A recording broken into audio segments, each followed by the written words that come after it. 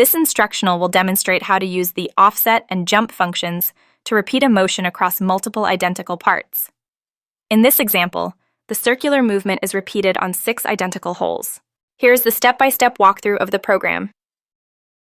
Line 1. Set GI number 1 to 0 to initialize the loop counter. Line 2.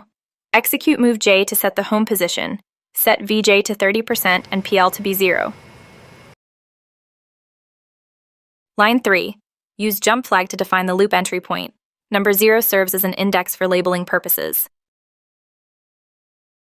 Line 4. Execute offset. Start to enable position offset mode.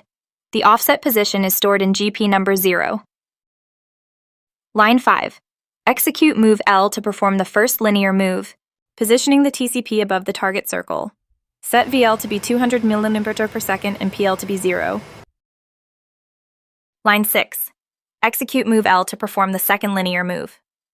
The full circle is divided into 2 segments, and the TCP is positioned at the starting point of segment 1.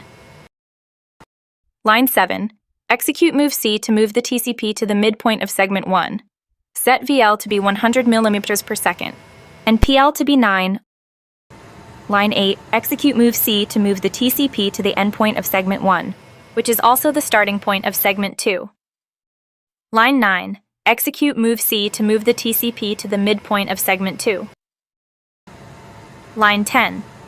Execute move C to move the TCP to the endpoint of segment 2, completing the full circle. Line 11. Execute move L to move the TCP upward to a safe position.